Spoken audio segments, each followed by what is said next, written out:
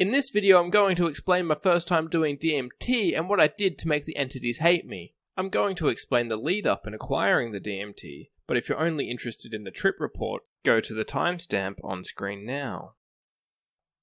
Oh shit, you're still here. I guess you actually want to hear the full story. Well, for some context, I tried it back in my stoner phase, and I don't know exactly why I had such a burning curiosity for it, considering it sounds utterly terrifying, and it is, but I am yet to meet a stoner who hasn't at least considered it, so maybe being high 24/7 played a tiny role in my decision. Now, buying the DMT actually took me an entire year because my dealer refused to sell to people who were inexperienced. He instead offered me an LSD gummy bear for free. I am eternally grateful for this because the LSD was a good way for me to dip my toes in the water and at least get some context for the psychedelic experience. After doing the LSD, I was satisfied with my experience and didn't feel the need to do any more psychedelics for quite a while. I went on to live my normal life until about a year later when I got a random message from my dealer who I hadn't heard from. In the message he said, "I think you've had enough time to prepare yourself now. If you would still like to try DMT, let me know." I had nothing else on for the rest of the afternoon and I was still naive and young, so I hit him back straight away and said fuck yes. So we met up, did the deal, and he gave me some final words of advice about how to smoke it, and how I should let go of all expectations before doing it. I remember the look in his eyes before we parted ways could only be described as anxious pride. But now with the context out of the way, it is time for the trip report. I took his advice and put one layering of DMT crystal on top of a half-pack cone of green, and then layered more green on top. I sat on my bed and pulled the whole cone in one pull and held the smoke for as long as I could. As I exhaled, I immediately realized what I've actually done, and I was overcome with fear and excitement because of the anticipation as I felt my body succumb to the anesthesia effect and fell backwards. I was at least somewhat prepared by having a trip sitter who immediately grabbed the bong from my hand before I spilt it all over myself. For a moment as I lay there were no sounds, no geometric patterns. It was completely silent. Until the stillness was broken by a high-pitched whining, which seemed to reverberate across the entire room, before the fabric of reality tore away like the wrapping on a Christmas present to reveal the truth underneath. It felt like I had just woke up, and I was holding an awareness someplace else. There was an impossible architecture in every direction, and mind-blowing reds and oranges that filled this high-tech alien-looking world seemed alive.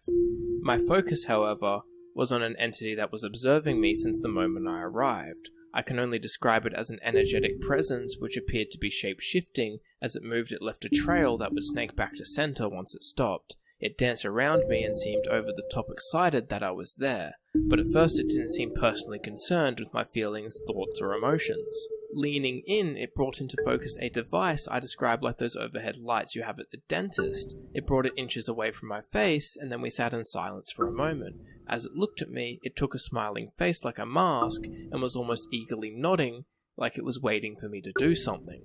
But all of a sudden, I was interrupted. A friend of mine I had forgot who was coming had been running late and walked into the room. I opened my eyes and the world exploded with details. I went to extend my arm to my friend and tried to greet him, but as soon as I opened my mouth to speak, my focus shot straight back to the ceiling and I was back on the other side. I was now speaking a language that was pure syntax, no meaning, just a mode of frequency that was spewing from my mind like I stepped on a play button for a recording in the back of my head. The entity watching started grinning hysterically and was overcome with excitement. Every word I spoke of this language produced a bright blue light from my mouth that shot like a laser into the device sitting above my face, and all the cogs of the device and the wall behind the entity started turning as it was gaining power. As the machine powered up, I felt a lump in my throat manifest which started being pulled up out of me. The entity leaned in with anticipation. I looked up at the entity, truly petrified at this point. My expectations for the experience were shattered and I didn't feel safe as I gave way to being astonished.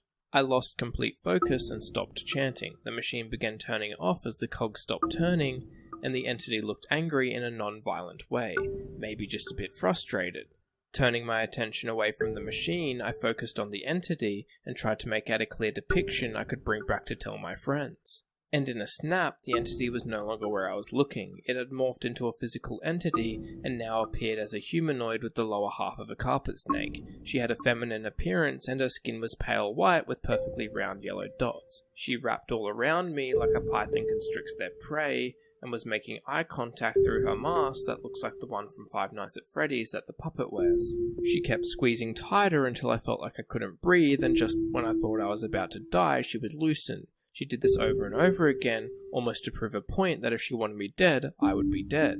While this happened, I heard a female voice whisper, "He's not ready," in all directions around me, until finally she blew me a kiss which caused a flower rooted to her tongue to extend out and reach towards my mouth until it snaked its way down my throat. I felt it physically go down, which might have been one of the most uncomfortable experiences I've ever had. But with a snap, I was back. As quick as it started, it was over. I raced outside as the psychedelic effects wore off, and I stood there appreciating the reality I live in for being a perfect home. This experience changed my whole outlook on death. I previously feared it because it might just all go black and be nothing, but now I'm terrified that existence might go on forever. And to this day, I wonder what would have happened if I didn't lose focus and piss the entity off, and if I finished chanting to power on the machine. Until next time, catch you later.